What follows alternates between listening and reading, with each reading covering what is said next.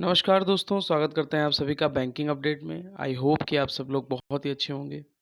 तो दोस्तों, आज आपके लिए इस वीडियो में हम लोग बात करेंगे आईबीपीएस क्लर्क से रिलेटेड हमारे 50 डे स्टडी प्लान के बारे में। क्या हमारा प्लान होना चाहिए, क्या-क्या हमारी स्ट्रैटेजी होनी चाहिए जिससे हम प्री भी क्वालिफ़ाई कर लें और साथ ही साथ मेंस भी हम क्वालिफ़ाई कर लें। दूसरा, लोगों का अधिकतर सवाल ये रहता है कि सर करंट अफ़ेयर कहाँ से पढ़नी चाहिए, कितने मंथ की पढ़नी चाहिए, बैंकिंग अवेयरनेस सर कैसे तैयार करनी है। तो वो भी इस वीडियो में भी हम उस विषय पर चर्चा करेंगे, साथ ही साथ आपको ये भी बताएँगे कि एटलीस्ट कितने मंथ की आपको करंट अफ़ेयर पढ़नी चाहिए। तीसरा ये कि मॉक टेस्ट लोगों का सवाल है कि सर मॉक टेस्ट कौन-सा परचेज़ करना चाहिए और एटलीस्ट कितना तक हमें अटेम्प्ट करना चाहिए मॉक में। तो इन सब चीज़ों पर जो हम इस वीडियो में बात करेंगे, साथ ही साथ हर एक सेक्शन की पूरी स्ट्रैटेजी बताएँगे। लास्ट ईयर के हिसाब से अगर मैं बात करूँ तो कौन-कौन से हमारे क्वेश्चन जो इम्पोर्टेंट हैं वो पूछे जाते हैं, उस विषय पर भी हम लोग हर एक सेक्शन की स्ट्रैटेजी, क्या-क्या क्वेश्चन पूछे जाते हैं, उन सब विषयों पर जो है हम इस वीडियो में चर्चा करने वाले हैं बिल्कुल डीपली। तो वीडियो के लास्ट तक बिल्कुल साथ में बने रहिएगा और अगर आप चैनल पर नए हैं तो चैनल को सब्सक्राइब ज़रूर कर लीजिएगा। तो सबसे पहले वीडियो को स्टार्ट करते हैं। आप एक चीज़ जान लो कि 50 डेज़ का प्लान है आपके पास, ठीक है? मैं प्री के रिगार्डिंग अगर मैं बात करूँ तो एटलीस्ट हमारे पास 50 डेज़ ही बचे हैं। अब इन 50 डेज़ को आपको ऐसे प्लान करना है, देखिए प्लान जो स्ट्रैटेजी होती है लोगों की देखिए जितने लोग अपीयर होते हैं सबकी अलग-अलग स्ट्रैटेजी होती है। तो आपको अगर भीड़ से अलग हटना है तो ज़ाहिर-सी बात है आपको एफर्ट भी ज़्यादा लगाने हैं और कुछ अलग भी करना पड़ेगा आपको। तो उसी के विषय पर हम लोग चर्चा करने वाले हैं। सबसे पहले नंबर पे देखिए जानते हैं क्वांट की स्ट्रैटेजी हमारी क्या होनी चाहिए। एक चीज़ आप पहले जान लो, मैं अगर क्वांट की बात करता हूँ तो देखिए जो आईबीपीएस क्लर्क का पैटर्न है, यहाँ पर मैं उसकी बात कर रहा हूँ, सिर्फ़ आईबीपीएस क्लर्क के रिगार्डिंग ही मैं बात कर रहा हूँ। हम सबको मालूम है कि जो हमारा सिम्प्लिफ़िकेशन है, ठीक है? या अप्रॉक्सिमेशन की अगर मैं बात करता हूँ, तो हमारा तकरीबन 10 नंबर के आसपास क्वेश्चन हमको एग्ज़ाम के पॉइंट ऑफ व्यू से देखने को मिलता है। या तो आपको अप्रॉक्सिमेशन पूरे देखने को मिल जाएँगे, या तो आपको सिम्प्लिफ़िकेशन पूरे देखने को मिल जाएँगे, या तो फिर 5-5 क्वेश्चन जो है आपको सिम्प्लिफ़िकेशन या अप्रॉक्सिमेशन के कंबाइंड मतलब आपको देखने को मिल सकते हैं। उसके बाद हमारी नंबर सीरीज़, क्योंकि ये भी बहुत इम्पोर्टेंट है। नंबर सीरीज़ हमारी 5 नंबर की आती है और या तो ये रॉन्ग नंबर में आएगी या तो ये आपकी जो है मिसिंग नंबर में आएगी। देखिए आप में से बहुत से लोग होंगे जो कहेंगे कि यार क्या नया बता रहे हो, ये तो हमको मालूम ही है। लेकिन अभी आप पहले पूरा सुन लो, उसके बाद फिर आगे आप बढ़ना। नंबर सीरीज़ की बात हो गई तो आपको 5 नंबर की देखने को मिलेगी। उसके बाद हमारा जो इम्पोर्टेंट है वो है हमारा इनइक्वालिटी, मैथमेटिकल इनइक्वालिटी की मैं यहाँ पर बात कर रहा हूँ। तो जो हमारा इनइक्वालिटी का सेक्शन है वो भी हमारा 5 नंबर के आसपास हमको देखने को मिलता है। फिर उसके बाद हमारी आती है डीआई यानी डाटा इंटरप्रिटेशन, वो भी हमारा 5 से 10 नंबर के बीच तक जो है आ जाती है। किसी-किसी मतलब ऐसे समझ लीजिए कि अगर बाय चांस कभी-कभी किसी शिफ्ट में अगर इनइक्वालिटी नहीं पूछी गई, तो आपको जो है डीआई या तो 2 देखने को मिल जाएँगी, मतलब तकरीबन 10 नंबर के आसपास, या तो फिर आपको इनइक्वालिटी देखने को मिल जाएगी। अब अगर मैं काउंट करता हूँ, देखिए 10, 5, 15, 5, 20 और 5 नंबर के आसपास, यानी मैं अगर बात करूँ तो 25 नंबर के आसपास हमारे ये जो 4 टॉपिक हैं, हमारे यही कवर करते हैं। कौन से? यही कवर करते हैं 4 टॉपिक मेरे सिर्फ़ 25 नंबर के। अब लोगों को मालूम है कि ये 4 टॉपिक ही हैं। 25 एटलीस्ट 20 से 25 नंबर इसी टॉपिक के बीच में आने हैं। लेकिन इसको भी लोग अच्छे से प्रिपेयर नहीं कर पाते हैं। नहीं कर पाते हैं लोग प्रिपेयर, या उसमें भी 25 से कहीं उनके 20 आ रहे हैं, 22 आ रहे हैं। तो आप एक चीज़ पहले जान लो, इतना तो आपको देखिए, अगर एग्ज़ाम क्लियर करना है तो आपको इतना सबसे पहले नंबर पे आपको अपनी स्पीड तो ध्यान रखना ही रखना है, एक्यूरेसी पर भी मेंटेन करके चलना है। लेकिन आप एक चीज़ जानो कि अगर ये 4 टॉपिक अगर आपने तैयार करे हैं अच्छे से, तो अच्छे से मतलब 25 में आपका 24 मार्क्स नहीं आने चाहिए, 25 मार्क्स आपके आने चाहिए। 1 नंबर भी मिस नहीं होना चाहिए, क्योंकि अगर आपने 1 नंबर में मिस किया, तो कहीं न कहीं आपको आने वाला जो सब्जेक्ट होगा उसमें आपको प्रॉब्लम फेस करनी पड़ेगी। या हो सकता है, क्योंकि हम सब जानते हैं क्लर्क का जो लेवल आता है, वो एकदम हलवा लेवल होता है, ईज़ी टू मॉडरेट होता है। ठीक है, ईज़ी कह सकते हैं, जैसे इनइक्वालिटी हो गया, डीआई हो गया, नंबर सीरीज़ हो गया, सिम्प्लिफिकेशन, मतलब ये ऐसे होंगे जिसमें आप पेपर मतलब पेन भी आप उठाना संभव नहीं समझोगे। हाँ, कुछ क्वेश्चन में आप उठा सकते हो, वो बात अलग है। ठीक है, तो यही आप मान के चलो कि देखिए जो पेपर होता है वो ईज़ी ही होता है एक तरीके से। अब 25 नंबर तो आपके यहीं से ही कवर होते हैं। दूसरा क्या है जो आजकल लोगों के लिए सबसे बड़ा सवाल है, वो है अर्थमेटिक। अब आप एक चीज़ जान लो कि अर्थमेटिक सेक्शन को आप इग्नोर करके नहीं चल सकते हो, ठीक है? अर्थमेटिक सेक्शन को आप इग्नोर करके नहीं चल सकते हो। अगर आप सोच के रखे हो कि हम अर्थमेटिक को इग्नोर करके चल देंगे और प्री क्वालीफाई कर लेंगे, तो भाई वो ज़माने चले गए। और एक टाइम है, चलो मान भी लेते हैं कि आप प्री क्वालीफाई भी कर लोगे, तो यार मेंस में अटक जाओगे, क्योंकि मेंस में अब अर्थमेटिक की डीआई का बोलबाला है, ठीक? तो अर्थमेटिक को आपको इग्नोर नहीं करके चलना है। अब आपको अर्थमेटिक का 10 से 15 क्वेश्चन तो आपको देखने को मिल ही जाता है, नहीं 10 से 15 तो 10 से 12 तक आपको देखने को मिल ही जाता है अर्थमेटिक का क्वेश्चन। अब इस अर्थमेटिक को कैसे करना, पहले इस चीज़ के बारे में ध्यान रखें। आज की अगर मैं डेट की बात करूँ तो आज हमारी 15 अक्टूबर है, ठीक है? 15 अक्टूबर आज हमारी डेट है। अब देखिए, आप थोड़ा-सा टाइम डिवाइड कर लो, अपने डेज़ को डिवाइड कर लो, या आप वीकली प्लान बना लो, या आप पर डे का टारगेट लेके शेड्यूल कर लो, वो आपके ऊपर डिपेंड है, आपको कैसे करना है। मैं सिर्फ आपको एक गाइडेंस दे रहा हूँ। आपको जो ये 15 से लेकर, ठीक है, 15 से लेकर 30 तारीख है, यानी ये जो इधर के आपके जो 15 दिन बचे हैं ना, इसमें आपको, यानी अक्टूबर की अगर मैं बात करूँ, तो इस अक्टूबर में आपको जो मैंने पिछले 4 टॉपिक बताए हैं, यानी आपका simplification, approximation, number series, inequality और डीआई, इसको इतने अच्छे से प्रिपेयर कर लेना है, इतने अच्छे से इसके बेसिक सीख लेने हैं आपको, कि इसी 15 दिनों में आपके ये मॉक में जो 25 नंबर है ना, 25 नंबर के अगर आ जाएँ, तो 25 में आपके 25 के आसपास, 25 या 24 के आसपास आपके नंबर आने शुरू हो जाने चाहिए। इन्हीं 15 दिनों के अंदर आपको ये खेल करना है।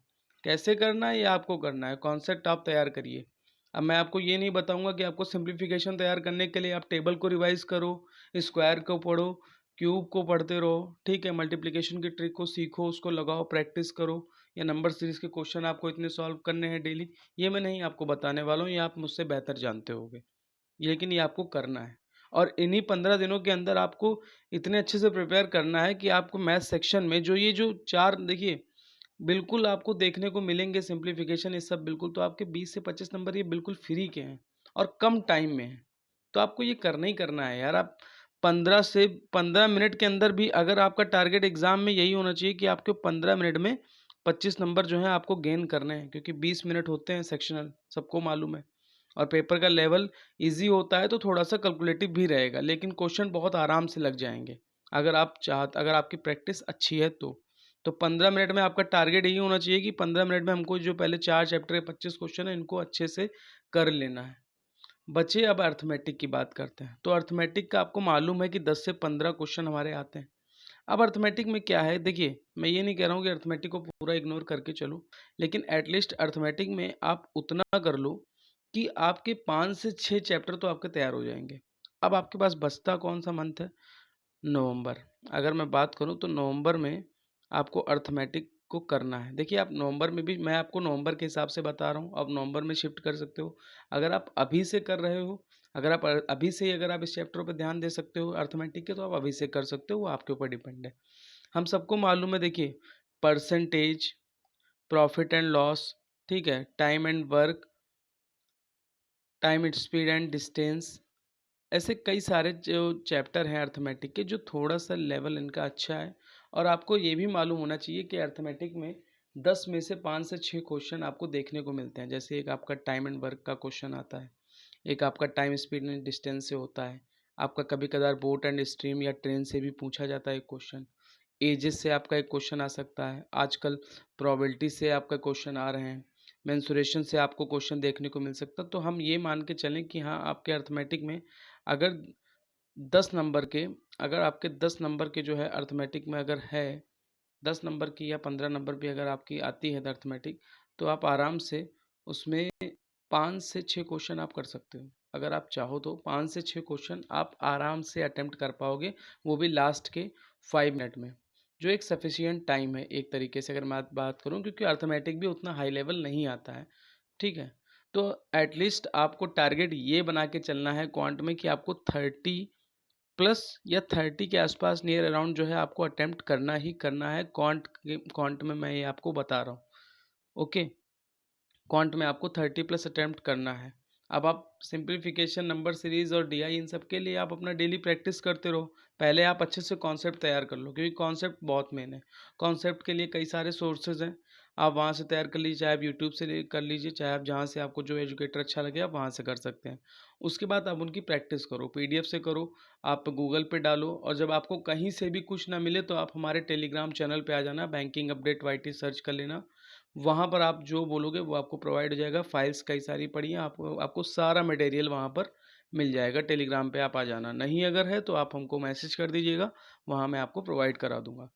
तो एटलीस्ट आपको ये समझ के चलना है कि आप 30 प्लस जो है आप टारगेट जब करोगे या 30 तक आप पहुँचोगे तो आपका कॉन्ट सेक्शन बहुत अच्छा जाएगा, ठीक है? अब नवंबर भर में आपको अर्थमेटिक के चैप्टर तैयार करने हैं। अगर मैं एक चैप्टर को प्रॉपर, अगर एक चैप्टर को अर्थमेटिक के अगर आप 3 दिन भी दोगे ना, तब भी आप तकरीबन 10 चैप्टर, मैं कहता हूँ 7 से 8 चैप्टर भी आप तैयार कर लोगे।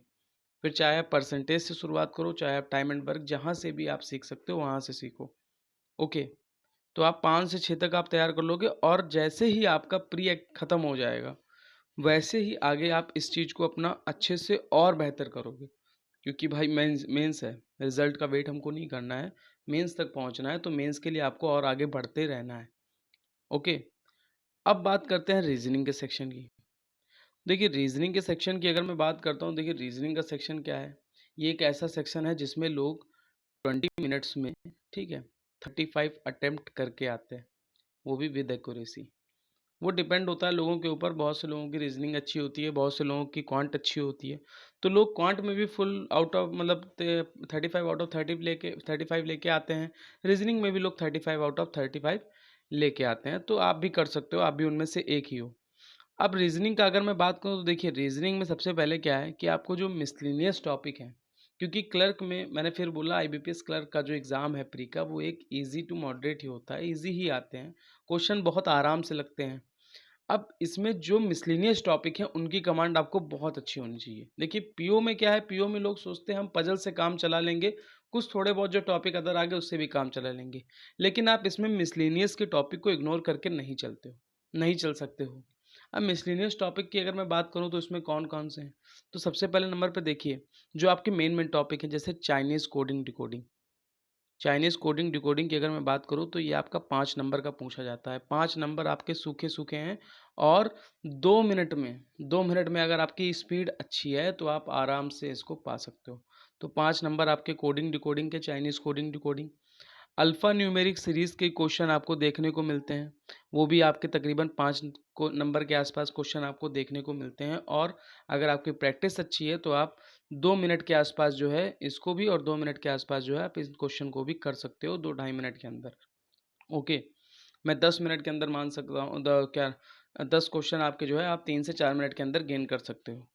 उसके बाद आपके जो मिसलेनियस में जैसे ब्लड रिलेशन के क्वेश्चन, वो भी आपको 2 से 3 मार्क्स के देखने को मिल सकते हैं। फिर आपका डायरेक्शन सेंस के जो क्वेश्चन है वो भी आपको देखने को मिल सकते हैं 3 नंबर के आसपास, वो भी बिल्कुल ईजी लेवल होता है, कोई इतना टफ लेवल नहीं होता है। उसके बाद आपके क्या नाम, ब्लड रिलेशन हो गया, आपका डायरेक्शन सेंस हो गया, अल्फा न्यूमेरिक हो गया, कोडिंग डिकोडिंग हो गया, और उसके बाद वन लाइनर के भी क्वेश्चन पूछे जाते हैं, जैसे आपके ऑर्डर एंड रैंकिंग के क्वेश्चन आ जाते हैं। हालांकि अब न्यू पैटर्न पे आ रहे हैं तो आप उनके लिए भी प्रिपेयर करते हो जाइएगा, तो वो भी आपके 1 से 2 नंबर के पूछे जाते हैं और बढ़िया लेवल होता है। ठीक है, तो अगर मैं बात करूँ तो 5 5 10 और 3 13 और 3 16 और 2 18 नंबर, यानी तकरीबन मैं मान लूँ तो मिसलिनियस आपका 15 से 18 नंबर के बीच में जो है आराम से मिसलिनियस कवर करती है। ओके, अब उसके बाद हमारा क्या सेक्शन बचता है, उसके बाद बचता है हमारा पजल का सेक्शन। देखिए पजल 3 भी आ सकती हैं, 4 भी आ सकती हैं।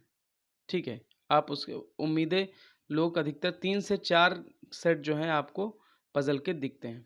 अब आप एक चीज़ जान लो, जो इसमें पज़ल का जो लेवल होता है, वो बिल्कुल ईज़ी होता है। मॉडरेट भी नहीं कह सकते हैं, ईज़ी लेवल होता है, इतना कठिन नहीं होता है। अगर आपकी प्रैक्टिस अच्छी है, तो आप आराम से कर ले जाओगे। इसीलिए लोग 20 मिनट्स में 35 आउट ऑफ 35 मार के आते हैं, और एटलीस्ट लास्ट के 1 से डेढ़ मिनट लोगों की जब प्रैक्टिस अच्छी होती है तो बच भी जाते हैं। ये आप ध्यान रखिएगा, रीजनिंग सेक्शन का मैं आपको बता रहा हूँ। इसीलिए लोग टारगेट करते हैं कि रीजनिंग में 35 मार्कें आएंगे ही आएंगे। अब पज़ल की अगर मैं बात करूँ, देखिए पज़ल इसमें कई प्रकार की हैं, ठीक है। इंटर फेसिंग की आती हैं, आउटर फेसिंग की आती हैं, और नॉर्थ फेसिंग, साउथ फेसिंग, इन सब की आती हैं, लेकिन विदाउट वेरिएबल आती हैं। 1 वेरिएबल 2 वेरिएबल के साथ नहीं आती हैं। वो आपको अभी इस बार जो हमारा पीओ का एग्ज़ाम हुआ था उसमें आपको देखने को मिली थी। जैसे फ्लोर बेस्ड पज़ल आ गई थी विद 1 वेरिएबल, तो वो थोड़ा टफ थी, लेकिन इसमें ऐसा नहीं है, इसमें सब आपको ईज़ी लेवल ही आपको देखने को मिलेगा। तो तकरीबन हम यही मान सकते हैं कि पज़ल हमारा 3 से 4 सेट आता है, 20 मार्क्स के आसपास तक हमको पज़ल देखने को मिलती है और 20 और जो हमारा मिसलेनियस का जो पोर्शन है, तो वो आपका जो है 15 नंबर के आसपास, 15 से ऊपर ही आपको देखने को मिलता है, तो तकरीबन 35 मार्क्स का पूरा पहुंच जाता है। तो आप इस सेक्शन को अच्छे से प्रिपेयर कीजिए, इसीलिए आप मिसलेनियस पे अच्छे से कमांड कीजिए। मिसलेनियस आपको डेली लगानी है। अब आप ऐसे समझ लो कि जैसे कोडिंग डिकोडिंग के क्वेश्चन है, ठीक है, जैसे 5 क्वेश्चन है कोडिंग डिकोडिंग के, तो आप एटलीस्ट 1 सेट या 2 सेट उठा लो और 1 सेट और 2 सेट को आप डेली जैसे अपने यूज़ में करो। आप मॉक टेस्ट लगाते हो तो बहुत अच्छी बात है, मॉक टेस्ट में भी आपको मिल जाएंगे, ठीक है। अगर मॉक टेस्ट नहीं है तो आप जो गूगल पे पीडीएफ सर्च कर लो, वहाँ से भी आपको मिल जाएंगे। अगर नहीं होता है तो आप हमारे टेलीग्राम पे आ जाइएगा, वहाँ पर भी आपको सारे पीडीएफ अवेलेबल हैं, आप मिल जाएंगी। नहीं होंगी मैं आपको प्रोवाइड करा दूंगा। ओके, तो कोडिंग डिकोडिंग का आपने क्वेश्चन उठा लिया तो आपने 2 सेट लगा डाले। उसके बाद अल्फा न्यूमेरिक सीरीज़ की आपने प्रैक्टिस करी, न बेसिक कॉन्सेप्ट आपने सीखे, उसके बाद उसको उसके ऊपर भी काम करना है। इसमें जो पज़ल की अगर मैं बात कर रहा हूँ तो देखिए पज़ल आपको जो है प्री लेवल आपको लगानी है और तकरीबन 3 से 4 3 से 4 प्री लेवल की पज़ल जो है डेली लगानी है। आप स्टार्टिंग में ये नहीं कि आप 10 लगा रहे हो या 20 लगा रहे हो, उससे मतलब नहीं है यार। देखो, कुछ भी पढ़ो, ठीक है, लेकिन अच्छे से पढ़ो और अच्छा पढ़ो।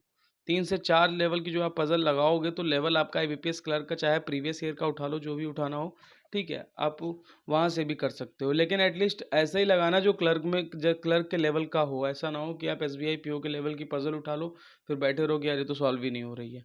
जो लेवल आपको दे रखा है क्लर्क का वही का लगाओ। आप एसबीआई क्लर्क के प्रीवियस ईयर का उठा लो, चाहे आप मॉक अगर दे रहे हो तो वहाँ से भी आप लगा सकते हो। ओके, अब बात करते हैं इंग्लिश सेक्शन की। तो इंग्लिश सेक्शन की मैं बात करता हूँ। देखिए, इंग्लिश सेक्शन एक ऐसा सेक्शन है जिसमें आपका बहुत सफिशिएंट टाइम होता है और वो है 20 मिनट्स, ठीक है। 20 मिनट्स इंग्लिश के लिए 30 क्वेश्चन करना बहुत ही एक तरीके से सफिशिएंट टाइम है। अब इंग्लिश सेक्शन में क्या है कि लोग ये सोचते हैं कि हम 30, देखिए इंग्लिश तो बहुत लोगों की प्रॉब्लम है, लेकिन इंग्लिश का सिर्फ और सिर्फ एक ही हल है, वो मैं फिर आपको बता रहा हूँ, वो है रीडिंग। रीडिंग तो करनी, लेकिन उससे पहले कुछ थोड़ा और बात करते हैं इंग्लिश में। देखिए, अब आजकल क्या है कि हम सबको पहले नंबर पे तो आप ये जान लो कि इंग्लिश में पैटर्न क्या आता है। लास्ट ईयर का पेपर उठा लो, आप देख लो, पूरा एनालिसिस कर लो अच्छे से। उसके बाद आप एक चीज़ देखो, मैं आपको बता रहा हूँ जो क्वेश्चंस इंग्लिश में पूछे जाते हैं। इंग्लिश भी कोई इतनी खास मतलब मॉडरेट लेवल की नहीं होती है, इजी लेवल की होती है और अंडरस्टैंडिंग अगर आपकी थोड़ी सी भी अच्छी है तो आप इंग्लिश में बहुत ही अच्छा है। एटलीस्ट 15 के आसपास तक आप स्कोर बहुत आराम से कर सकते हो, कोई इतना टफ नहीं पूछा जाता है। देखिए, इंग्लिश में क्या है, प्री लेवल में आपका पैसेज पूछा जाता है। पैसेज जो है आपका 7 से 8 नंबर के बीच में पूछा जाता है और जो पैसेज अधिकतर होता है वो आपका स्टोरी बेस ही वो पूछा जाता है, ठीक है। स्टोरी बेस जो है वो आपका पैसेज पूछा जाता है। उसके बाद आपका जो है क्लोज टेस्ट आता है। क्लोज टेस्ट भी आपका जो है तकरीबन 5 नंबर के आसपास ही आता है और ये भी ईजी लेवल होता है, इतना टफ नहीं होता है। अगर आप वोकैब को अच्छे से अगर आप ढूंढ सकते हो, थोड़ा सा भी अगर आप अच्छे हो वोकैब में, तो आप इसमें एटलीस्ट 3 क्वेश्चन तो आप बहुत ही आराम से कर सकते हो क्लोज टेस्ट में। फिर आपका सेंटेंस रीअरेंजमेंट का क्वेश्चन होता है, ठीक। सेंटेंस रीअरेंजमेंट के क्वेश्चन आपको 5 नंबर के आसपास देखने को मिलते हैं। वर्ड स्वैप के क्वेश्चन आजकल चल रहे हैं, वो भी आपको देखने को मिलेंगे वर्ड स्वैप के। स्पेलिंग मिरर भी आपकी आ जाती है, स्पेलिंग एरर, सॉरी मिरर बता रहा हूँ, स्पेलिंग एरर भी आपको जो है देखने को मिल जाती है। और ऐसे कई सारे क्या नाम जो क्वेश्चंस होते हैं मिसलेनियस में, वो भी आप प्रैक्टिस कर सकते हो इंग्लिश में। अब लोगों की प्रॉब्लम क्या है इंग्लिश को लेकर कि लोगों ने इंग्लिश को जो है मतलब एक अंदर ही अंदर डर बना लिया है कि यार ये तो हो ही नहीं पाएगा। तो सबसे पहले आप एक चीज़ सुन लो, इंग्लिश को कवर अप करने के लिए देखिए आपको डेली एक काम तो देखिए करना ही पड़ेगा। अब मैं आपको ये नहीं कह रहा हूँ कि आप उठा के हिंदू का एडिटोरियल पढ़ डालो, ये नहीं करना है आपको। आपको जो भी पसंद हो, जो भी आपको पसंद हो, आपको स्पोर्ट्स की न्यूज़ पसंद हो, ठीक, आपको नॉवेल अगर आपको पसंद है, अगर मैं नॉवेल की बात कर रहा हूँ, नॉवेल आपको अगर अच्छी लगती है, या आपको कोई मतलब और जो भी आपको रिलेटेड जो आपके एक इंटरेस्टिंग रिलेटेड न्यूज़ है, आप वो पढ़ सकते हो। अब ये भी नहीं मैं कहूँगा कि आप 1 घंटा उठा के पढ़ लो, ये भी मत करना भाई। एटलीस्ट 15 मिनट, एटलीस्ट 15 मिनट तो आपको पढ़ना ही पढ़ना है। और कोशिश ये करिए कि अगर आपके पास लैपटॉप है या आपके पास अगर मोबाइल है, ठीक है, तो आप उससे ही पढ़ने की कोशिश करो, क्योंकि जब आप एग्ज़ाम दोगे तो आपको पीसी पे ही आपको एग्ज़ाम देने को मिलेगा। तो आप अभी से हैबिट डालोगे तो वो आपके लिए बेनिफिशियल रहेगा। ऑफ़लाइन पढ़ने की ज़रूरत नहीं है, अगर आपकी इच्छा है तो आप पढ़ सकते हो, बात अलग है। लेकिन अगर आप ऑनलाइन पढ़ोगे तो ज़्यादा बेहतर रहेगा एग्ज़ाम के पॉइंट ऑफ व्यू से। 15 मिनट तो देखिए आपको रीडिंग में देना ही देना है, वो आप कर सकते हो, ठीक? क्योंकि अभी आपके पास 50 डेज़ है एटलीस्ट। अगर आप अभी से रीडिंग का देना स्टार्ट करोगे तो आपके एक अंडरस्टैंडिंग लेवल आप खुद देखोगे 10 दिनों के बाद एक अंडरस्टैंडिंग लेवल आपके अंदर अच्छे से आ जाएगा। उसके बाद क्या है, उसके बाद आप ग्रामर का देखिए, बेसिकली अगर इंग्लिश की बात करें तो वोकैब, ग्रामर और रीडिंग यही तीनों पे टिकी हुई है। लोगों को रीडिंग तो आपको करना देखिए करना ही करना है। अब लोगों का दूसरा क्वेश्चन होता है सर वोकैब नहीं आती है, मुझे भी नहीं आती हैं भाई, सही बता रहा हूँ, मुझे भी याद नहीं होती हैं वोकैब। अब वोकैब की अगर मैं बात करूँ तो देखिए वोकैब या तो आपको क्या करना है कि वोकैब आप तो ये तो छाँट के लिखो या तो फिर आप उसको रटना शुरू करो। वरना अगर आप छोड़ना चाहते हो या तो फिर आप एक ऐसी कोई ट्रिक बना लो कि जैसे वोकैब को आपने देखा और आपने उसके ऊपर का सेंटेंस पैसेज में देखा, नीचे का देखा, आपको कुछ अंडरस्टैंडिंग लगा, आपने वोकैब टिक कर दिया। या तो आप उस टाइप में ट्रिक बना लो या तो आप भाई वोकैब याद करना शुरू कर दो। वैसे याद तो नहीं होती हैं, लेकिन अगर नहीं याद होती लेकिन याद तो करना ही करना पड़ेगा। तो एटलीस्ट आप बर्डन ना बनाते हुए आप 5 से 6 ही वोकैब तैयार करो दिन भर की। और कोशिश ये करिए कि हर एक वोकैब का जो आपकी एक वोकैब हो, आप उससे आप एक अपने आप खुद एक सेंटेंस को क्रिएट करिए। इससे आपकी जो रीडिंग स्किल है वो भी अच्छी होगी, राइटिंग स्किल वो भी अच्छी होगी और आपको वोकैब भी जो है याद रहेगी। ओके, वोकैब के बाद हमारा तीसरा सेक्शन आता है ग्रामर। अब लोगों के लिए सबसे बड़ी प्रॉब्लम क्या है ग्रामर की? बहुत से लोग क्या करते हैं कि रूल तैयार करते हैं भाई। तो यार एक चीज़ पहले आप जान लो कि ग्रामर के रूल रट के इंग्लिश में कुछ नहीं होने वाला। ध्यान रखना इस चीज़ को, आप ग्रामर के रूल रट के इंग्लिश में कुछ नहीं होने वाला है। आप सिर्फ़ और सिर्फ़ जो है रीडिंग के दम पर निकाल सकते हो इंग्लिश। ग्रामर का रूल कहाँ पर होता है? आपका एरर में, जो एरर आते हैं और एरर का मैं पीछे जो क्वेश्चंस थे मैं उसमें बताना ही भूल गया। एरर आपके तकरीबन 5 नंबर के आस-पास देखने को बिल्कुल मिलते ही मिलते हैं। चाहे वो आईबीपीएस पीओ हो, क्लर्क हो, किसी में भी हो। फिलर भी आती हैं हमारी, मैं कुछ क्वेश्चंस भूल गया था, फिलर भी आती हैं, डबल फिलर भी आती हैं, सिंगल फिलर भी आती हैं। तो ये एरर का अगर मैं बात करूँ तो ग्रामर के हिसाब से जो आपका बिल्कुल पूरा मेन वर्क होता है वो एरर में होता है। अब एरर को फाइंड आउट करने के लिए क्या करना है, देखिए ग्रामर को आपको रटना नहीं है, लेकिन आप अब हम सबको मालूम है कि देखिए 120 रूल होते हैं, ठीक है, 120 रूल होते हैं टोटल पूरे। तो आप क्या करो, अभी आपके पास टाइम है यार, तो आप धीमे-धीमे आप मतलब पढ़ना शुरू कर दो। जैसे आज सपोज़ कर लीजिए आपने 3 रूल पढ़े, ठीक है? तो उसके बाद क्या है कि आप तीनों रूल से आप सेंटेंस इकट्ठा करो और उनकी प्रैक्टिस करो या एरर इकट्ठा करो, आप उनकी जो है प्रैक्टिस स्टार्ट कर दो। आप ज़्यादा बर्डन मत लेके चलो कि एक दिन में ऐसा पूरा आर्टिकल तैयार कर देंगे या एक दिन में पूरा नाउन तैयार कर देंगे, प्रोनाउन तैयार कर देंगे, एडजेक्टिव तैयार, ऐसे कुछ मत करो भाई, ठीक है? ऐसे कुछ नहीं होने वाला। रिवीजन आप करते चलो, रटने की कोशिश नहीं करनी है ग्रामर को, अगर रटोगे तो कुछ नहीं होने वाला। तीसरा, अब इसमें मेन जो अहम सवाल है वो क्या है, लोगों का सर प्रैक्टिस कहाँ से करें? देखिए इंग्लिश क्या है, इंग्लिश में बहुत से लोग ये सोचते हैं कि यार हम पहले कॉन्सेप्ट अच्छे कर लें, फिर हम जो है प्रैक्टिस करेंगे। फिर वो कॉन्सेप्ट तो तैयार करते हैं लेकिन जब प्रैक्टिस में कुछ गड़बड़ हो जाता है तो लोग कहते हैं अरे यार फिर से कॉन्सेप्ट पढ़ना पड़ेगा। तो उससे अच्छा है कि आप देखो ऐसा है, पढ़ते भी रहो और साथ ही साथ आप क्या है प्रैक्टिस भी करते रहो। अब प्रैक्टिस कैसे करनी है, देखो आप एक चीज़ पहले जान लो, क्विज़ेस तरह-तरह के होते हैं। आप चाहे अड्डा की ऐप से लगा सकते हो, ठीक? अड्डा की ऐप से लगा सकते हो आप। उसके बाद तरह-तरह की वेबसाइट, आप गूगल पे जाओ, आप एरर का अगर डालना चाहो एरर डाल दो, फिलअप डाल दो, ठीक है? क्लर्क लेवल के डाल दो, आपको सब मिल जाएगा। तो आप क्विज़ेस कहीं से लगाइए, जो आपको कुछ ना मिले तो आप टेलीग्राम पे आ जाइएगा, वहाँ पर मैं आपको पीडीएफ प्रोवाइड करा दूँगा। आप क्विज़ेस सॉल्व करो इंग्लिश के और उस जो आप क्विज़ सॉल्व करोगे ना, ठीक है? आप उसी से ही आप एनालिसिस करने की कोशिश करो। जैसे सपोज़ कर लीजिए कि आपने कोई एरर 5 से 6 आपने एरर लगा डाले, ठीक है? तो आप उन एरर से आप ये देखो कि यार इसमें कौन-सा रूल लग रहा है। आप ऐसे देखो, इससे आपकी प्रैक्टिस भी होगी और आपको याद भी रहेगा। उसको आप 2-3 बार रिवाइज़ करो, उसके हिसाब से आप 2-3 सेंटेंस अपनी तरफ से बनाओ, ओके? तो ऐसे आप इंग्लिश को प्रिपेयर करो और इंग्लिश में आपको बता दें कि अगर आपको एटलीस्ट आप मान के चलो कि 12 से 15 के बीच में आपको स्कोर करना ही करना है, वरना आपको जो कट ऑफ है उसमें आपको प्रॉब्लम फेस करनी पड़ सकती है, ओके? अब ये जो 3 सेक्शन हमारे हो गए, ये तो प्री को लेकर थे, क्वांट, रीज़निंग और इंग्लिश।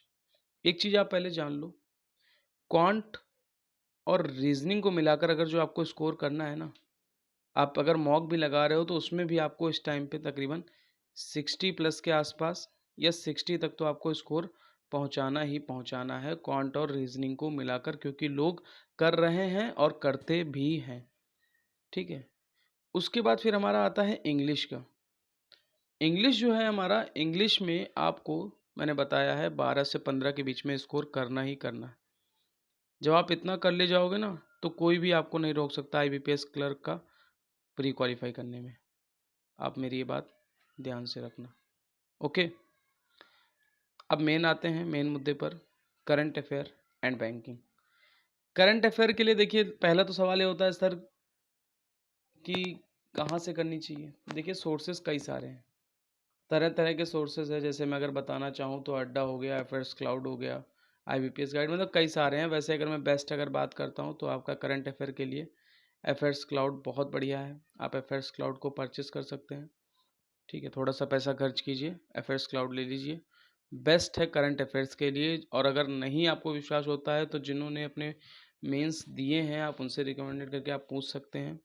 बिल्कुल आपको अफेयर्स क्लाउड के बारे में ही बताएंगे, क्योंकि मेंस एक ऐसा पॉइंट ऑफ व्यू है जहां पर लोगों का सिलेक्शन सिर्फ और सिर्फ इसी सब्जेक्ट के कारण ही रुकता है, और यही आपको उठाने वाला है और यही आपको गिराने वाला है, ये आप ध्यान रखिएगा। तो जिसने इस सब्जेक्ट को अंडर एस्टिमेट किया उसका बेड़ा पार्ट जीए में नहीं, ओ मेंस में नहीं हो सकता। अगर मेंस में अगर आप 30 प्लस स्कोर भी अगर आप कर लेते हो ना इस सेक्शन में, तो ये समझ लीजिए कि आपका बेड़ा पार हो गया मेंस में। ओके। तो करंट अफेयर्स के लिए देखिए, जब भी एग्ज़ाम होगा तो आप एटलीस्ट उससे 6 मंथ पहले की तो आप करंट अफेयर तैयारी करके जाएं अच्छे से। उसके क्विज़ भी लगा के जाएं। अफेयर्स क्लाउड पे आपको क्विज़ भी प्रोवाइड होते हैं। आप मतलब फ्री में भी क्विज़ दे सकते हो, अगर आप पेड लेना चाहो पेड भी ले सकते हो। इनके आर्टिकल्स भी छोटे छोटे आते हैं, आप वो भी पढ़ सकते हो। 6 मंथ तक की तो करंट अफेयर्स आपको बिल्कुल जब आपका मेंस होगा उससे पहले की प्रिपेयर होनी चाहिए। बैंकिंग अवेयरनेस के लिए क्या है, देखिए यूट्यूब पे कई सारे वीडियोस हैं, आप उनको फॉलो करते रहिए। जिस आपको एजुकेटर को पढ़ना है, चाहे आप कपिल काटपाल को करिए, चाहे वाईफाई स्टडी से करिए, कहीं से भी आप कर सकते हैं। दूसरा ये कि बैंकिंग अवेयरनेस या तो आप अगर बुक से करना चाहें तो आप बुक से भी कर सकते हैं, क्योंकि ये जीए जनरल अवेयरनेस जो है एक ऐसा सागर है जिसमें आप चलते ही चले जाओगे, अंदर ही अंदर डूबते डूबते चले जाओगे। बहुत बड़ा है, ठीक है। लोगों को बहुत बोरिंग भी लगता है जीए को पढ़ने में, लेकिन आप, फिर मैं आपको बता रहा हूँ कि मेंस के हिसाब से यही एक सब्जेक्ट है जो आपको 30 प्लस स्कोर अच्छा कराएगा, और आपकी कट ऑफ भी मेंस में अच्छी खासी यही सब्जेक्ट जो है एक बनाता है। ओके। तो बैंकिंग अवेयरनेस के लिए करंट अफेयर्स का मैंने आपको बता दिया। अफेयर्स क्लाउड से आप जा सकते हैं, अफेयर्स क्लाउड। और बैंकिंग अवेयरनेस के लिए आप किसी भी एजुकेटर को फॉलो कर सकते हैं, प्रॉपर जो आपको पढ़ाए, या आप बुक से भी पढ़ सकते हैं। ओके। अब हमारा नेक्स्ट आता है, देखिए मॉक टेस्ट। मॉक टेस्ट की बात करें तो देखिए मॉक टेस्ट क्या है। मॉक टेस्ट है आपका एक रामबाण। मॉक टेस्ट के बिना आप कुछ नहीं कर सकते हो। मैं यहाँ पर प्री की भी बात कर रहा हूँ और मैं मेंस की भी बात कर रहा हूँ। अब जैसे जीए सेक्शन की अगर मैं इससे पहले जो बात कर रहा था, तो जब अगर आप जब मेंस का जब आप दोगे मॉक, तो आपको उसमें वहाँ से ही आपको जीए और करंट अफेयर दोनों आपकी कवर अप होती रहेंगी अगर आप मॉक दोगे। मैं प्री की अगर मैं बात करता हूँ तो प्री में तो आप तो प्रैक्टिस कर ही रहे हो, लेकिन उस प्रैक्टिस को आपने कॉन्सेप्ट तैयार किया, प्रैक्टिस आपने किया, लेकिन एक बार आपको आपको ये भी तो मालूम होना चाहिए कि हाँ आप एग्ज़ाम के पॉइंट ऑफ व्यू से आप रेडी हो या नहीं हो। तो उसके लिए तो आपको मॉक देना ही देना पड़ेगा। प्री के मॉक को आपको कैसे देने, पहले तो आप ये चीज़ जान लो। देखिए ऐसा है कि अगर आप अभी मॉक दे रहे हो, अब एक चीज़ आप ध्यान रखना कि अगर जिस एग्ज़ाम को लेकर आप प्रिपेयर कर रहे हो ना, तो आप उसी के लेवल की मॉक दीजिएगा। सपोज़ कर लीजिए कि आप अगर आईबीपीएस क्लर्क को टारगेट कर रहे हैं, तो आप आईबीपीएस क्लर्क के ही मॉक दीजिएगा। ठीक है। अगर आप हो सके तो आप एसबीआई के भी दे सकते हो, लेकिन क्लर्क, पीओ नहीं, क्लर्क के लेवल के ही आपको मॉक देने ही देने हैं। ओके। अब जैसे मैं मॉक की बात करता हूँ, देखिए अभी क्या है, अगर आप अभी स्टार्ट कर चुके हो तैयारी, या आपके एटलीस्ट अच्छे खासे मतलब एवरेज नंबर भी अगर आपके आ रहे हैं, तो आप पहले थोड़े धीमे धीमे करके क्या है कि आप कॉन्सेप्ट को तैयार करो। और वीक में आप, अभी मैं स्टार्टिंग में बता रहा हूँ, वीक में अगर जो है आप 2 मॉक तक आप आराम से दे सकते हो। लेकिन मॉक देना इंपॉर्टेंट नहीं है, सबसे ज़्यादा इम्पोर्टेंट है उसकी एनालिसिस को करना, क्योंकि ये सबसे बोरिंग पार्ट होता है और अधिकतर लोग इसको करते नहीं हैं। लेकिन आप यही आप लोग नहीं जानते कि ये जो सेक्शन होता है यही आपको सिलेक्शन भी दिलवाएगा। अगर आप एनालिसिस अच्छे से नहीं करोगे तो मॉक देने का कोई फ़ायदा नहीं है। क्यों? क्योंकि सपोज़ कर लीजिए कि अभी आज आपने मॉक दिया, उसमें आपके 50 नंबर आ गए। आपने उसका एनालिसिस नहीं किया, आप दूसरा मॉक देने बैठ गए, हो सकता है आपके 50 ही आएँ या 50 से कम भी हो जाएँ, क्योंकि आपने एनालिसिस तो किया नहीं, अपनी गलतियों को आपने सुधारे नहीं। तो आपके मॉक दिए कोई फ़ायदा भी नहीं है। ओके, मॉक देने के बाद आपको सबसे पहले ये भी देखना है, एनालिसिस करना है, आपके कौन-कौन से टॉपिक वीक हो रहे हैं, सब कुछ आपको पढ़ना पड़ेगा। मॉक के बाद अच्छा हाँ, आईबीपीएस क्लर्क में एक इम्पॉर्टेंट चीज़ मैं आपको बताना भूल गया। देखिए आईबीपीएस क्लर्क के लिए जिन लोगों ने देखिए, इसके लिए क्या है, पेपर से पहले यानी जब आपका प्री हो, उससे पहले आपको एक काम ज़रूर करना है कि जो मेमोरी बेस्ड पेपर है पिछले 2 सालों के आईबीपीएस क्लर्क के, वो आपको लगा के जाने हैं। एसबीआई के जो इस साल का जो पेपर था, वो आपको लगा के जाना है। इस साल का 2020 का जो आपका प्री हो चुका है उसका, और इससे पहले वाला जो एग्ज़ाम था एसबीआई का, उसके भी तकरीबन 2 सालों के मतलब आपको पेपर लगा के जाने ही जाने हैं। मैं और आरआरबी पीओ के मैथ्स और रीजनिंग का यानी क्वांट और रीजनिंग का जो है आपका पिछले 2 साल, इस साल का और पिछले साल का भी जो है आप पेपर मेमोरी बेस्ड जो है आप बिल्कुल लगा के जाइएगा। मैं क्यों कह रहा हूँ, मेमोरी बेस्ड लगाने से आपको ये अंदाज़ा हो जाएगा कि हाँ, किस हिसाब से जो है पेपर का लेवल आता है। और एसबीआई की अगर मैं बात करूँ तो आप एक चीज़ ध्यान रखिएगा कि आईबीपीएस जो है वो एसबीआई को फॉलो करता है। तो एसबीआई क्लर्क इस साल हुआ है और हम सबको मालूम है कि पेपर का लेवल इजी टू मॉडरेट था एसबीआई क्लर्क का। हालांकि लोगों के अटेम्प्ट भी अच्छे थे, तो आप एसबीआई के जो पेपर है वो ज़रूर लगा के जाइएगा। अब बात कर रहे थे मॉक की, तो पहले नंबर पे मॉक में देखिए ऐसा है, मॉक में आपको अक्टूबर के आसपास तक तो आप प्रिपरेशन कर ही रहे हैं। अक्टूबर में आपको एटलीस्ट मान लीजिए कि वीक में जो है आपको तकरीबन 2 बार मॉक लगाना ही लगाना है। अच्छे से लगाना है, प्रॉपर तरीके से लगाना है, एनालिसिस करना है। और मॉक लगाने का एक टारगेट आप लोग ज़रूर सेट करिएगा कि मॉक आज आपने लगाया है, तो जब भी आप नेक्स्ट मॉक लगाने बैठेंगे, भले ही 4 दिन के बाद लगाएँ या 5 दिन के बाद लगाएँ, तो आपको टारगेट ये होना चाहिए कि हमारे 4 से 5 नंबर तो इंक्रीज़ होने ही होने चाहिए। कोई कुछ भी कहे उससे फ़र्क नहीं पड़ता है। बहुत से लोगों का कहना है कि सर 50 डेज़ में क्या हो पाएगा, इतना कम समय है क्लर्क के लिए। कुछ नहीं है, आप अपने आप में प्रिपेयर करते रहिए, बिल्कुल आपका सिलेक्शन पूरा फाइनल होगा। बस आपको अपनी स्ट्रेटजी अच्छे से बनानी है, उसको फॉलो करना है। ठीक है, मैंने बोला ना कि आपको भीड़ से अलग होना है, तो भीड़ से अलग सोचना भी पड़ेगा और एफर्ट भी उनके मुकाबले ज़्यादा लगाने पड़ेंगे। ठीक है, नवंबर में अगर आप चाहें, नवंबर में तो आप मॉक अल्टरनेट डेज पर दे सकते हैं। स्टार्टिंग में अल्टरनेट डेज पर दे सकते हैं, सेक्शनल भी दे सकते हैं। लास्ट के जब आपके तकरीबन 15 या 10 दिन बचेंगे पेपर से पहले के, तो आपको जो है मॉक डेली देना है।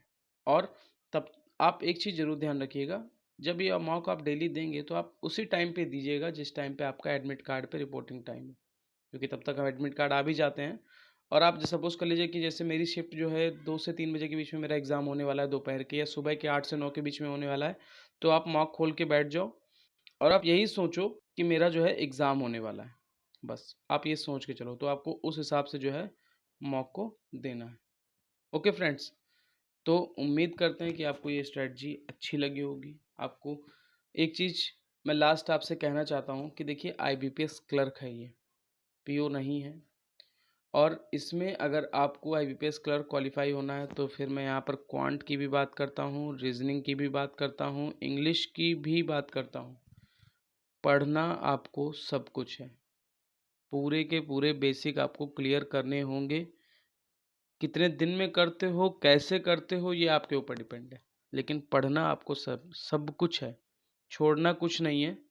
क्योंकि क्लर्क इजी होता है और हर एक क्वेश्चन आपको आराम से लग जाएगा, कोई प्रॉब्लम आपको फेस करने की ज़रूरत नहीं है। इसीलिए पढ़ना आपको सब कुछ है, आप छोड़ कुछ नहीं सकते हो। ओके, तो एटलीस्ट आपको 75 प्लस तक जो है स्कोर आपको करना है, ये आपको टारगेट बना के चलना है। आप मॉक में चल बना के रखो, एग्ज़ाम के पॉइंट ऑफ व्यू से तो 75 प्लस तक आपको रखना ही रखना होगा। तब भी आप अपने आप को इन समझिएगा, एग्ज़ाम मेंस के लिए आप प्रिपेयर करिएगा। और जिन्होंने इतना 75 प्लस के आसपास कर लिया, फिर तो वो सीधे मेंस के लिए तैयारी करें। जीए और बैंकिंग अवेयरनेस को साथ साथ में थोड़ा थोड़ा टाइम देते देते पढ़ते रहें। ओके फ्रेंड्स, तो उम्मीद करते हैं कि आपको ये वीडियो पसंद आया होगा, स्ट्रेटजी आपको अच्छी लगी होगी। अगर अच्छी लगी हो तो अपने फ्रेंड्स के साथ ज़रूर शेयर करिएगा। टेलीग्राम चैनल जो है हमारा बैंकिंग अपडेट वाईटी है, वहाँ पर से जाके आप हमको फॉलो कर सकते हैं। जो पीडीएफ जिनको भी नहीं मिल रही है वो आप टेलीग्राम पे ज्वाइन कर लीजिएगा, वहाँ से आपको सब कुछ मिल जाएगा। मैसेज कर दीजिएगा, वहाँ पर आपको सब कुछ प्रोवाइड करा दिया जाएगा। तो फिर मिलते हैं हम लोग नेक्स्ट वीडियो में, बहुत ही जल्द मिलेंगे। Thank you, have a nice day. खुश रहिए, स्वस्थ रहिए और अपना ध्यान रखिए और प्रिपरेशन को अच्छे से करते रहिए। Thank you, have a nice day.